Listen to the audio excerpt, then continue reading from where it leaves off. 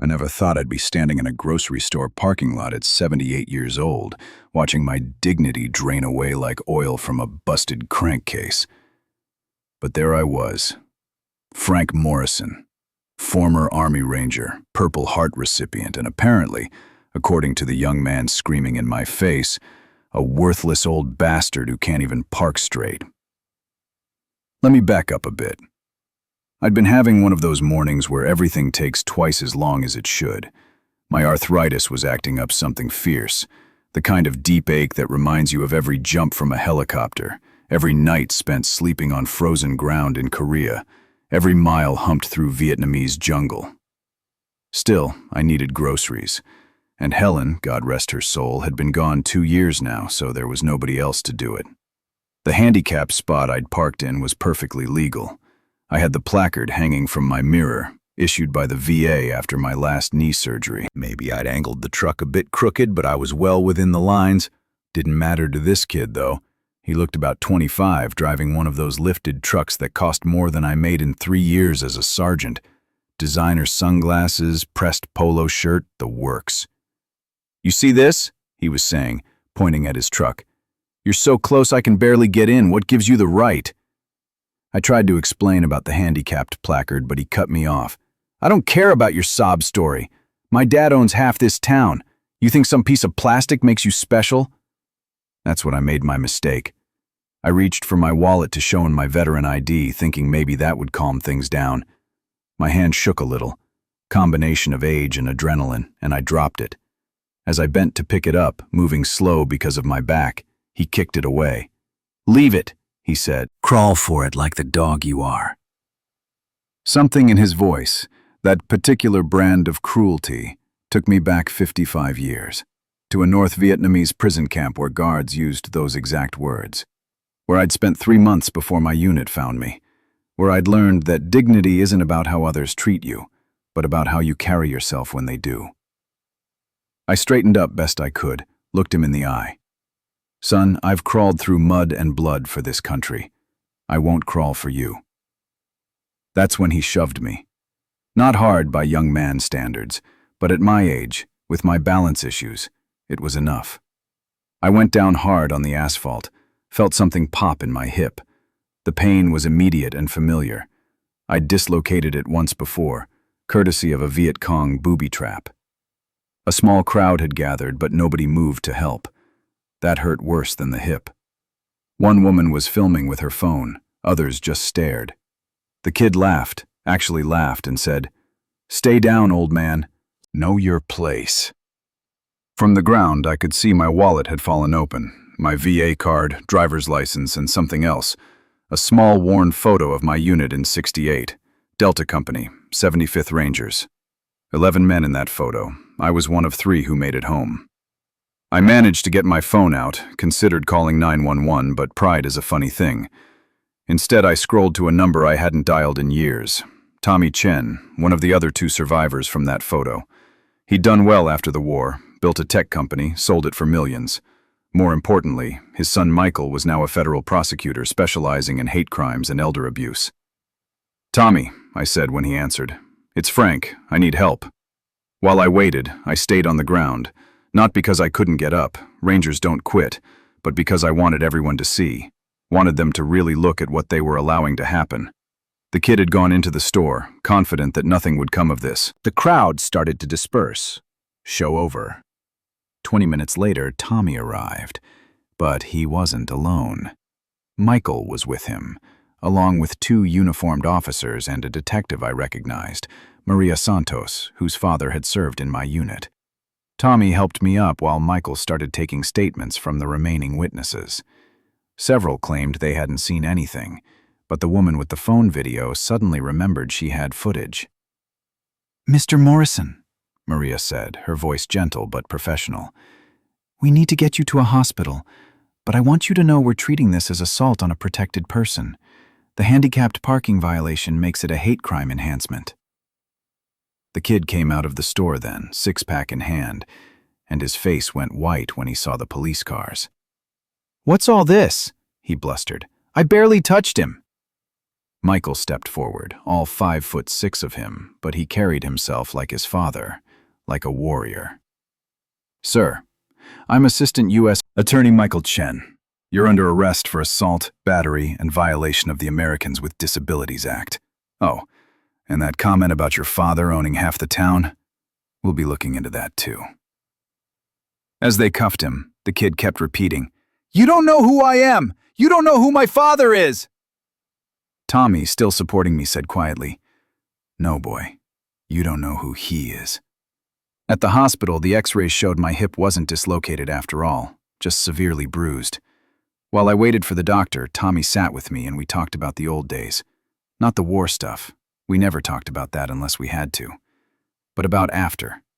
About coming home to a country that didn't want us. About building lives anyway. "Remember what Sergeant Major Williams used to say?" Tommy asked. "The mission ain't over just because you're home." I laughed, then winced at the pain it caused. Every damn day he'd say it. Took me 20 years to understand what he meant. Michael came in then, looking satisfied. "The video's gone viral," he said. "Turns out our friend has a history of this kind of thing. 3 previous incidents, all covered up by Daddy's money. Not this time." Over the next few days, my quiet life exploded. The video had struck a nerve, not just because of what happened, but because of what didn't. All those people who stood by and watched. News crews started calling, wanting interviews. I turned them all down until a producer from a veterans advocacy group reached out. They weren't interested in sensationalism, they said. They wanted to talk about the bigger picture. So I agreed, but on my terms. The interview would be at the VFW hall, with other veterans present. When the day came, the place was packed. Not just veterans, but their families, young people from the community, even some of the witnesses from that day in the parking lot. I told my story, but not just about the assault. I talked about coming home from Vietnam to protesters spitting on us at the airport, about job applications rejected the moment they saw military service, about watching friends drink themselves to death because they couldn't process what they'd seen and done, about learning to swallow pride and build a life anyway. "That boy who pushed me," I said, looking directly at the camera, "he's not the problem. He's a symptom. The problem is when good people see wrong being done and choose comfort over courage. Every one of you watching this will face that choice someday. Maybe you already have. The question is, what will you do next time?" The interview aired nationally. The response was overwhelming. Letters poured in from veterans sharing similar stories, from civilians expressing shame at their own inaction, from young people saying they'd never understood before what their grandparents had gone through. The kid, Bryson Caldwell was his name, pled guilty to avoid trial. His father, turns out, didn't own half the town, just a string of car dealerships. The publicity hurt his business bad enough that he had to sell 2 of them.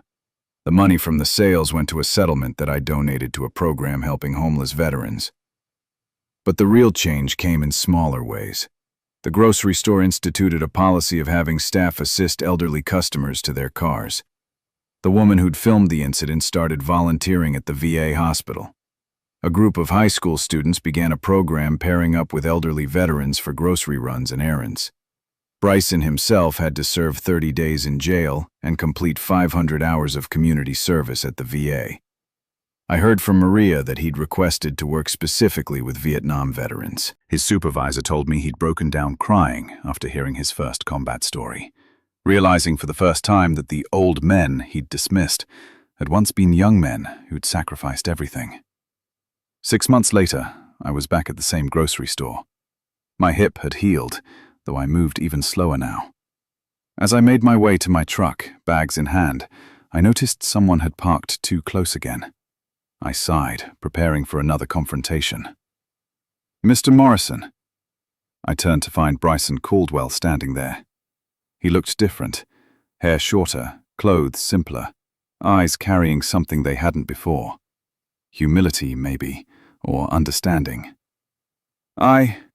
He started, then stopped. "I was hoping I'd run into you. I wanted to apologize properly, not the court-ordered one, but really apologize." I studied him for a moment. You're the one who parked too close." His face fell.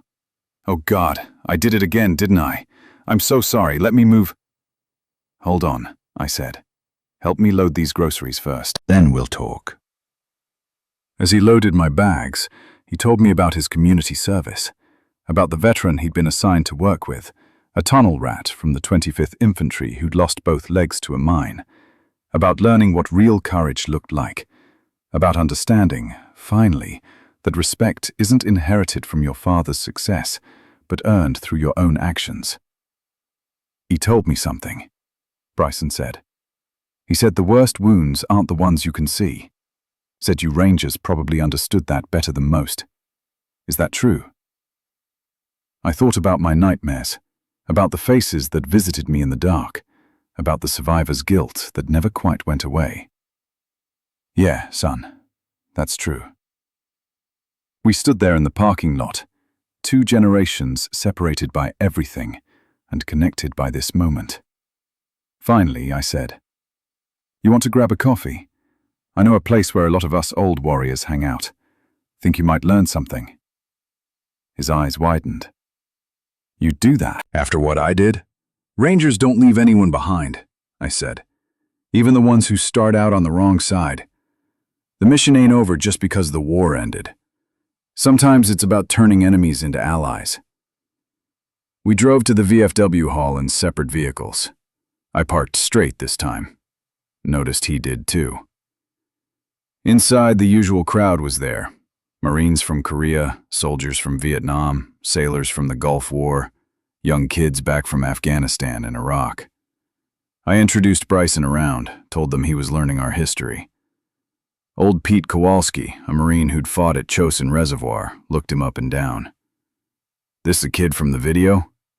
"This is a young man who made a mistake and is trying to make it right," I said. Pete nodded slowly. "We all made mistakes when we were young. Difference is, ours usually involved getting shot at." He extended his hand to Bryson. "Welcome to the hall, son. First rule, you listen more than you talk. Second rule, when a veteran needs help, you help. No questions, no judgment. Can you handle that?" Bryson shook his hand firmly. "Yes, sir." That afternoon turned into a weekly thing. Bryson would come by the hall, help out with whatever needed doing.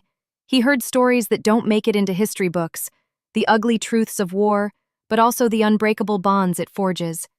He learned that the old man serving coffee had once held a hill alone for 6 hours, that the woman mopping the floor had been one of the first female pilots in combat, that every gray head in that room had been young once, had been afraid once, had overcome that fear for something bigger than themselves. A year after the incident, we held our annual Veterans Day ceremony. The mayor was there, bunch of local dignitaries, the usual crowd. But when it came time for the keynote speaker, they called Bryson Caldwell to the podium. I hadn't known he'd been asked to speak. He talked about privilege. Not the kind that comes from money, but the kind that comes from never having to test your character. About how easy it is to dismiss those who've been tested when you haven't been. About the difference between being given respect and earning it. "A year ago, I assaulted a man because I thought his age made him weak," he said, his voice steady but emotional. "I learned that Frank Morrison at 78 is more of a man than I was at 25. I learned that every veteran in this room has a strength I'm only beginning to understand.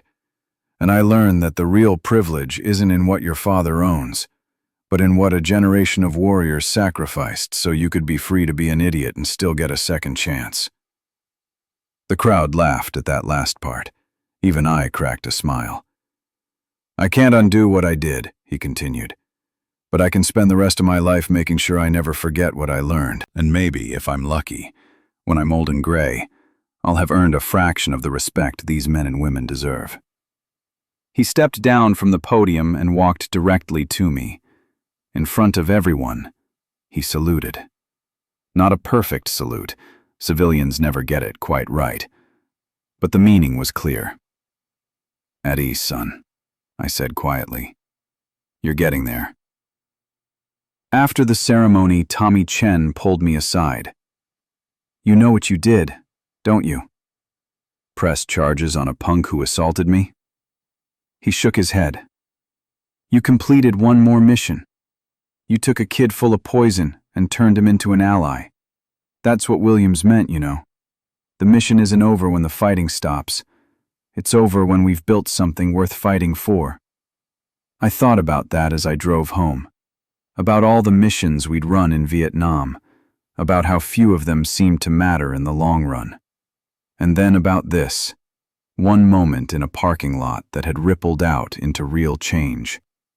Maybe that's how it works. Not in grand gestures or final victories, but in small acts of courage. In choosing to stand when it would be easier to stay down. In offering redemption even to those who don't deserve it. My phone rang as I pulled into my driveway. Unknown number, but I answered anyway. Mr. Morrison, this is Sarah Mitchell. I was the woman filming that day in the parking lot. I've wanted to call for months, but couldn't work up the courage. What can I do for you, Sarah? I wanted to apologize. And to tell you something. My son just enlisted, Marines. He said it was because of your interview, because he wanted to be the kind of person who stands up instead of standing by. I thought you should know. After she hung up, I sat in my truck for a while, looking at that old photo of Delta Company. Mission ain't over, I said to those young faces, including my own. Guess it never really is. Inside, I found a package on my doorstep. No return address, but I recognized Bryson's handwriting. Inside was a shadow box containing a folded American flag and a note. Mr. Morrison, this flag flew over Firebase Alpha, where you earned your Purple Heart. Had it sent from the Pentagon. Thought it should come home to a real warrior. Thank you for showing me what honor looks like. Bryson. P.S. I'm applying to the Marines. Figured it was time to earn my own stories. I hung the shadow box next to my Purple Heart and combat infantry badge. Outside, the sun was setting, painting the sky in reds and golds. Somewhere, a young man was preparing to follow a path I'd walked 50 years ago. Somewhere else, a woman was learning to stand up instead of standing by. And in VFW halls across the country, old warriors were sharing their stories with anyone willing to listen. The mission continues. It always has. It always will. That night, I dreamed about Vietnam for the first time in months. But instead of the usual nightmares, I dreamed about Williams, our sergeant major, the one who died saving 3 of us from an ambush. In the dream, he was young again, that perpetual grin on his face. Morrison, he said, you understand now? Yeah, Sergeant Major. I think I do. Good. Then pass it on. That's all we can do. Pass it on. I woke up with tears on my face. But for once, they weren't from grief. They were from understanding, finally, that every sacrifice we made over there meant something, if we could just keep the mission going over here. One parking lot confrontation, one changed heart, one young person choosing service over selfishness at a time. The next morning I drove to the cemetery where Helen was buried. I'd been visiting less lately, too caught up in all the publicity and its aftermath. I sat by her headstone, told her about everything that had happened. You always said I needed to find a purpose after retiring, I said to the polished granite. Guess I found it. Or it found me. Either way, I think you'd be proud. The wind rustled through the trees, and for a moment I could almost hear her laugh. That gentle sound that had gotten me through so many dark nights. Of course I'm proud, she'd have said. I married a ranger, didn't I? You boys never did know how to quit. On the way home, I stopped at the grocery store again. Same parking lot where it all started. But now there was a reserved spot marked combat veteran parking, courtesy of the new management. I pulled in, making sure to park perfectly straight. Inside, I was reaching for a can on a high shelf when a hand grabbed it for me. I turned to find a young man in marine dress blues. Allow me, sir, he said. Then quieter. My mom told me about you, Sarah Mitchell. I wanted to thank you before I ship out. What's your name, Marine? Private First Class Jason Mitchell, sir. I looked at this young man, probably no older than I'd been when I'd first put on the uniform. You scared, Mitchell? He blinked, surprised by the question. Yes, sir. Terrified. Good. Brave isn't about not being scared. It's about being scared and doing your duty anyway. You remember that, you'll be fine. He helped me finish my shopping, insisted on loading my truck. As he worked, I thought about cycles, about how things come around. A moment of cruelty had led to a moment of kindness, which had led to this young man choosing service. You never know which ripple will become a wave. Mitchell, I called as he headed back to the store. He turned, came to attention. When you get over there, wherever they send you, remember something for me. The mission ain't about the ground you take. It's about the man next to you and the folks back home. You keep them in mind. You'll always know the right thing to do.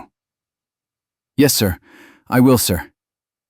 As I drove away, I saw him in my rearview mirror, still standing at attention in that parking lot. Young, proud, scared, brave. Everything we'd all been once upon a time. That evening, Bryson called. He'd been accepted into Marine OCS, Officer Candidate School. Wanted to know if I'd be there when he graduated. Wouldn't miss it, I told him. But you know it's going to be hell, right? I hope so, sir. Easy doesn't change people. You taught me that. After we hung up, I sat on my porch watching the stars come out. The same stars I'd watched from 100 different positions in Vietnam, wondering if I'd ever see them from home again. Now here I was, an old man with creaky joints and more memories than years left, still fighting battles, just different ones. The phone rang again. Maria Santos, the detective. Frank, thought you should know. We've had 6 more cases reported since yours went public. Elderly veterans being harassed, assaulted, taken advantage of. But here's the thing. In every case, bystanders intervened. People are standing up. That's good to hear, Maria. It's because of you. You changed something, made people think. After she hung up, I thought about that. One moment, one choice to not stay down, and now people across the county were making different choices. Williams had been right all along. The mission never ends, it just changes shape.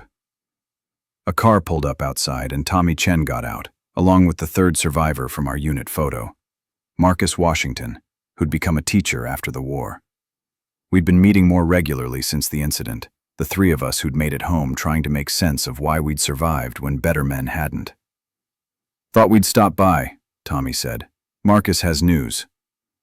Marcus, quiet as always, smiled. School board approved my proposal, Vietnam War curriculum for high school seniors. Real stories, not just dates and politics. Want to help me teach it? I thought about standing in front of a classroom full of teenagers, trying to explain what it was like to be 18 and terrified and brave all at once, trying to make them understand that history isn't just something in books, but something carried in the scars and memories of people they pass on the street every day. When do we start? We sat on the porch, 3 old warriors planning one more mission, teaching the young what we learned the hard way, that courage isn't the absence of fear, but action in spite of it, that strength isn't about physical power, but moral character, that every generation has to choose between standing by and standing up. As they left, Tommy turned back. You know, Frank, I used to wonder why we made it back when so many didn't. Survivor's guilt, you know? But watching what you've done this past year, maybe we survived to do this. To be here for moments like that parking lot. To show people what it means to endure. After they left, I went inside and pulled out a notebook. Started writing down stories. Not the classified stuff, not the details that still wake me up at night, but the human moments. The time Williams gave his last can of peaches to a Vietnamese kid. The way we'd sing Motown songs to keep fear at bay. The promises we made to each other and tried like hell to keep. These stories needed telling, not for glory or sympathy, but so people would understand that inside every old veteran is a young person who once put everything on the line for an idea. That some things are worth fighting for. That some bonds can't be broken. That some missions never end. The notebook filled up fast. Stories flowed out like blood from an old wound finally allowed to heal clean. By dawn, I had 50 pages. By the end of the week, 100. Bryson started coming by to type them up. Said his generation needed to read this, needed to understand. One story I kept coming back to was about a kid in our unit, Bobby Thornton. 18 years old, from some little town in Iowa. Scared of everything. Snakes, spiders, the dark, and especially combat. But when our position got overrun when it mattered most, he held the line. Gave the rest of us time to fall back. Last thing he said was, "Tell my mom I wasn't scared at the end." I'd written that letter to his mother. Told her Bobby died brave. Now, 55 years later, I realized I'd been telling the truth. Being scared of everything but doing your duty anyway. That's the bravest thing there is. The book grew. Other veterans started contributing their stories. The kid from the parking lot, now Marine-bound Bryson, helped organize it all. Said it was part of his preparation, learning what he was signing up to potentially become. Then one day a publisher called. They'd heard about the project, wanted to publish it. Not as a war book, but as a book about coming home, about carrying on, about the missions that never end. All proceeds would go to veteran programs. "What'll you call it?" the publisher asked. I thought about Williams, about that phrase he'd drummed into us. "The mission ain't over," I said. Stories of the wars that followed the war. The book launched at the VFW hall. Packed house again, but this time celebrating instead of protesting. Bryson, now Second Lieutenant Caldwell, was there in his dress blues. Jason Mitchell sent a video from Afghanistan. The mayor proclaimed it Veterans Recognition Day. But the moment that got me was when Bobby Thornton's nephew stood up. He'd driven 6 hours to be there, carrying a folded flag and a worn letter, the one I'd written to Bobby's mother all those years ago. "My family's kept this letter for 55 years, he said. "It was the only thing that gave my grandmother peace. Mr. Morrison, you kept your promise to Bobby." He told his story, made sure he wasn't forgotten. "That's a mission completed, sir." I had to step outside after that, couldn't let them see this old ranger cry. Tommy followed me out, put a hand on my shoulder. "You know what this means, don't you?" he said. "We're not just survivors anymore. We're witnesses. We're the bridge between what was and what is. That's our mission now." 6 months later, I stood at Arlington National Cemetery. Not for a funeral this time, but for Bryson's commissioning ceremony. He'd requested it be held here, among the heroes, as he called them. His parents were there, his father looking uncomfortable but trying. Amazing what a year could do. After the ceremony, Bryson found me among the headstones. We walked together, reading names, doing the math on how young they'd been. "I ship out next week," he said. "Africa. Humanitarian mission, but still." "Scared?" "Terrified, sir." "Good. Remember what I told Mitchell. Use that fear. Let it keep you sharp. And remember, the kids you're going to help over there, they're somebody's Bobby Thornton.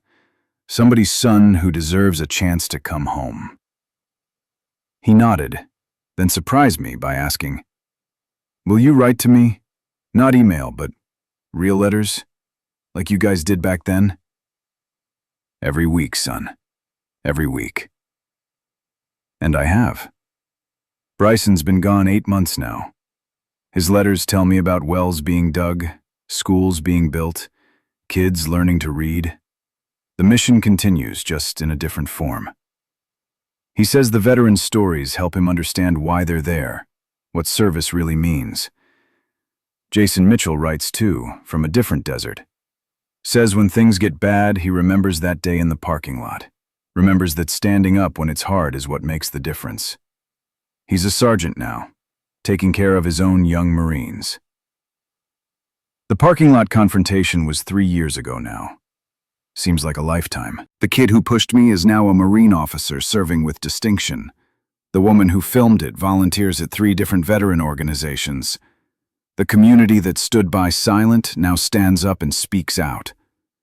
And me? I'm 81 now, moving slower than ever, but still moving. Still visiting Helen every Sunday, Still meeting with Tommy and Marcus every week. Still writing letters to young Marines who need to know their mission matters. The book's in its third printing. The curriculum Marcus developed is being used in 6 states, and the VFW hall has never been busier. Last week, a young man approached me at the grocery store, same parking lot because some things come full circle. He was maybe 20, wearing an army t-shirt, looked lost. "Excuse me, sir," he said. "Are you Frank Morrison, the one from the book?" When I nodded, he continued, "I just got back from Syria, medical discharge. IED took my left foot. I don't know what to do now. Feel like my mission's over, you know?" I looked at this young soldier, saw myself 58 years ago, saw every veteran who'd ever wondered what came next. "Son, let me buy you a cup of coffee. Got some folks I want you to meet. And I need to tell you something important about missions and how they never really end." We drove to the VFW hall together. Inside, the usual crowd was there, plus some new faces, younger veterans from Iraq and Afghanistan, mixed in with us old-timers. I introduced him around, watched him realize he wasn't alone. Saw that moment when understanding dawned that losing a foot didn't mean losing purpose. That's my mission now. Not crawling through jungles or jumping from helicopters, but building bridges between generations of warriors, showing them that coming home isn't the end of service, but the beginning of a different kind. That every person we help stand up, every young person we guide toward honor, every moment we choose courage over comfort, continues the mission. Williams was right. He's been gone since 1969, but his words echo through every letter I write, every story I tell, every young veteran I help find their way. The mission ain't over. It won't be over as long as there are those who served and those who need to understand what that service means. Sometimes I think about that day in the parking lot, about how different things might have been if I'd just gotten back in my truck, if Bryson had driven away laughing, if those bystanders had never developed consciences. One moment, one choice, and everything changes. But that's how it always is, isn't it? In war and in peace, in youth and in age. The mission continues. One moment, one choice, one act of courage at a time. And as long as there are people willing to stand up instead of stay down, to reach out instead of turn away, to serve instead of take, the mission will never be over. My phone rings. It's another young veteran, needing to talk, needing to know it gets better. I answer, because that's what we do. We answer the call. Always have, always will. Rangers lead the way. Marines adapt and overcome. Soldiers drive on. Sailors press forward. Airmen aim high. Different words, same meaning. The mission continues. "This is Frank," I say. "How can I help you, brother?" And the mission continues.